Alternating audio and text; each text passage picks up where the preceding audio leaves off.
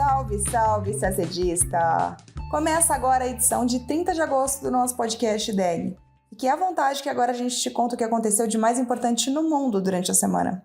Falaremos da ofensiva israelense na Cisjordânia, a maior desde o início dos conflitos. Falaremos também sobre China, Estados Unidos, Canadá e México. Estados Unidos e China tentam se aproximar e reduzir as tensões com a ida do conselheiro nacional norte-americano Jake Sullivan a Pequim. Já o Canadá anunciou uma tarifa de 100% sobre importações de carros elétricos chineses. E o México, por sua vez, interrompeu o relacionamento com as embaixadas do Canadá e dos Estados Unidos, e a gente vai te explicar por quê. Agora falando de Brasil, o país registrou 212 milhões e meio de habitantes em julho de 2024, um aumento fora da curva, e a gente conta quais cidades e estados ganharam mais população. E a cidade de Salvador é sede da Conferência da Diáspora Africana nas Américas. Tudo isso em detalhes você acompanha agora no nosso podcast. Começamos falando do conflito israelo-palestino. Na quarta-feira, dia 28 de agosto, Israel lançou uma de suas maiores ofensivas contra a Cisjordânia desde o início dos conflitos em outubro do ano passado.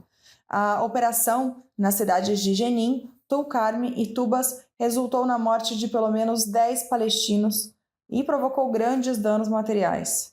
O governo israelense afirmou que, durante a operação, matou 5 terroristas, entre eles um comandante da Jihad Islâmica.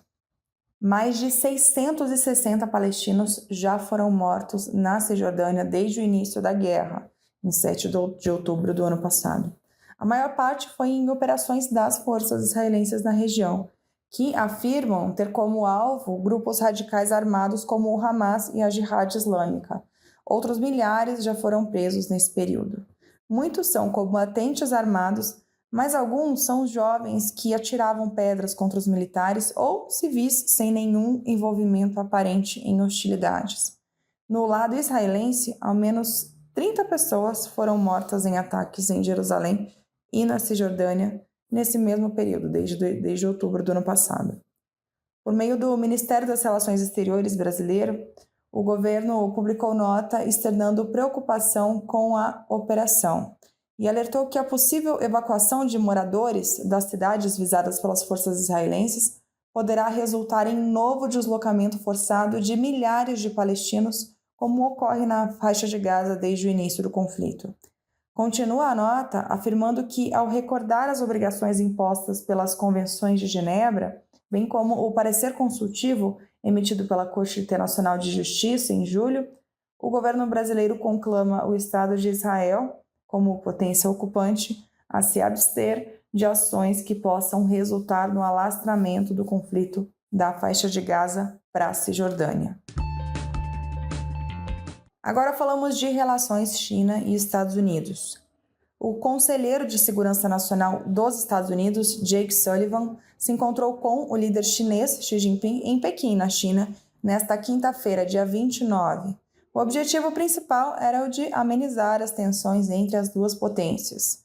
Sullivan declarou ter abordado uma série de questões que põem em risco os laços com Pequim, entre elas a tensão sobre Taiwan, as disputas entre vizinhos no Mar do Sul da China, a Rússia e as demandas dos Estados Unidos por mais ajuda chinesa para conter o fluxo de matéria-prima para o fentanil, uma droga que é a principal causa de overdoses hoje nos Estados Unidos.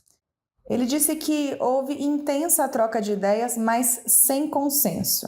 Também afirmou que não foram discutidas as eleições norte-americanas, marcadas para novembro. Xi disse a Sullivan, no encontro, que a China tem o compromisso de uma relação estável com os Estados Unidos. Ele disse que, em um mundo em constante mudança e turbulência, os países precisam de solidariedade e coordenação, não de exclusão ou retrocesso. Sullivan disse a Xi Jinping que o presidente dos Estados Unidos, Joe Biden, está determinado a evitar conflitos e aguarda ansiosamente por interagir nas próximas semanas. A Casa Branca afirmou após a reunião que os dois lados estavam planejando um telefonema entre Xi Jinping e Joe Biden em breve. Há ainda relatos de que o presidente norte-americano estaria considerando fazer uma viagem à China antes de encerrar o seu mandato. Ainda falando de China, Na segunda-feira, dia 26, o Canadá anunciou que irá aplicar tarifas de importação de 100% sobre veículos elétricos fabricados na China e importados pelo Canadá. O país já impõe uma tarifa de 6,1% sobre esses produtos, e essa elevação de 6% para 100% entrará em vigor a partir de 1º de outubro. O país também aplicará um imposto de 25% sobre as importações de aço e alumínio chineses a partir de 15 de outubro. A China é o terceiro maior fornecedor de aço para o Canadá. Segundo o governo canadense, as indústrias de veículos elétricos, aço e alumínio do Canadá enfrentam uma concorrência desleal em relação às práticas comerciais da China. Os Estados Unidos e a União Europeia fizeram alegações semelhantes, todas rejeitadas por Pequim. E também, Estados Unidos e União Europeia também já aplicaram tarifas sobre esses produtos. O Canadá disse que as novas medidas buscam nivelar o campo de jogo para os trabalhadores canadenses e permitir que os produtores nacionais de carros elétricos, aço e alumínio concorram nacional e globalmente. Essas etapas serão revisadas um ano depois de serem efetivadas e podem ser estendidas ou complementadas com medidas adicionais. Em uma declaração, na segunda-feira mesmo, um porta-voz da Embaixada Chinesa no Canadá disse que a China expressa forte insatisfação e oposição resoluta à medida, acrescentando que ela viola as regras da OMC e prejudicará o comércio e a cooperação econômica entre a China e o Canadá. O porta-voz acrescentou que a China tomará as medidas necessárias para proteger suas empresas. E sem sair do assunto Estados Unidos, Canadá, agora falamos de México, outro país da América do Norte.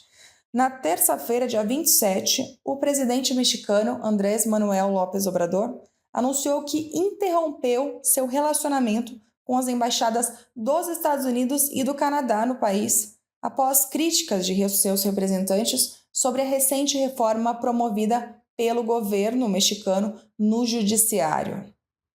O mandatário, López Obrador, esclareceu que a medida não se estende aos órgãos executivos dos dois países, ou seja, não há ruptura de relações diplomáticas. A medida só se aplica aos embaixadores desses países no México, em especial ao embaixador norte-americano Ken Salazar. E o que é essa reforma no judiciário? Bem, o governo mexicano está promovendo uma reforma para eleger juízes, incluindo os da Suprema Corte, por voto popular. Um comitê na Câmara Baixa do Congresso do México aprovou a proposta na noite de segunda-feira, abrindo caminho para que ela seja aprovada quando o Congresso recém-eleito tomar posse em setembro. Os apoiadores da medida dizem que a reforma impulsionará a democracia e ajudará a erradicar a corrupção de um sistema que, segundo eles, não serve ao público, enquanto os críticos norte-americanos e canadenses, por outro lado, alegam que ela distorcerá o poder em favor do executivo. Na semana passada, Ken Salazar, o embaixador norte-americano, chegou a acusar a reforma como um grande risco ao funcionamento da democracia mexicana.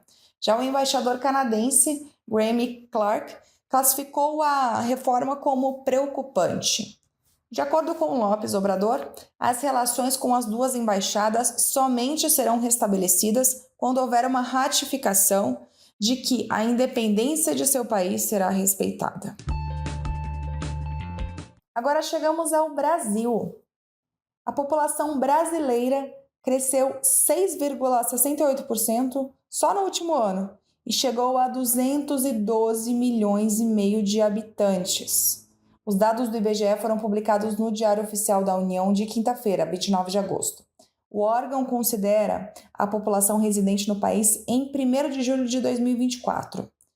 O salto populacional, então, foi de 9 milhões e meio de pessoas em apenas um ano. Em agosto de 2023, o IBGE calculava 203 milhões de habitantes no país, em publicação também disponibilizada no Diário Oficial. O crescimento acelerado contrasta com o identificado em anos anteriores. Em 2022, por exemplo, a população brasileira calculada pelo censo estava em 203 milhões, o que representava um crescimento de apenas 12,3 milhões de pessoas em 12 anos. E agora, vamos lembrar, o crescimento foi de 9 milhões e meio em apenas um ano. Os estados mais populosos do Brasil, São Paulo, Rio de Janeiro e Minas Gerais, também são os que mais contribuíram para o aumento da população. Os municípios que mais aumentaram sua população total foram Rio de Janeiro, São Paulo e Manaus. Se considerado o crescimento proporcional da população, levando em consideração a população que já existia e o quanto aumentou, os estados de Roraima, Rondônia e Amapá lideram o ranking. Entre as cidades, Pacaraima, localizada na fronteira com a Venezuela, e a capital, Boa Vista, estão no topo da lista. Vilhena, o município de Rondônia, fronteiriço com o Mato Grosso, aparece em terceiro lugar. Ele é seguido por Uiramutã, Normândia e Rorainópolis, todas em Roraima, que cresceram mais de 12% no período. Apesar do avanço, o órgão projeta que a população brasileira deve encolher antes do previsto. Segundo dados publicados na semana passada pelo IBGE, o país vai atingir seu número máximo de habitantes em 2041, quando chegará a 220 milhões de pessoas. E ainda falando de Brasil, entre os dias 29 e 31 de agosto, Salvador é a sede da Conferência da Diáspora Africana nas Américas, um evento organizado pela União Africana e pelo governo do Togo, em parceria com o governo brasileiro e o governo do estado da Bahia. Nos dias 29 e 30, personalidades da sociedade civil brasileira e internacional discutem propostas sobre panafricanismo, memória, restituição, reparação e reconstrução. E todas essas ideias devem ser levadas ao 9º Congresso Pan-Africano. No dia 31, em sessão solene de encerramento, na presença de autoridades nacionais e estrangeiras, representantes da sociedade civil entregarão essas propostas ao ministro das Relações Exteriores do Togo, que ocupa a presidência do Comitê de Alto Nível da União Africana para a implementação da Agenda da Década das Raízes Africanas e da Diáspora Africana. O encontro é um dos eventos preparatórios para o 9º Congresso Africano, que acontecerá em Lomé, de 29 de outubro a 2 de novembro deste ano. É a primeira vez que os Estados-membros da União Africana realizam um encontro da diáspora africana fora da África. E a gente termina o nosso podcast por aqui. Uma ótima semana, bons estudos e até sexta-feira que vem.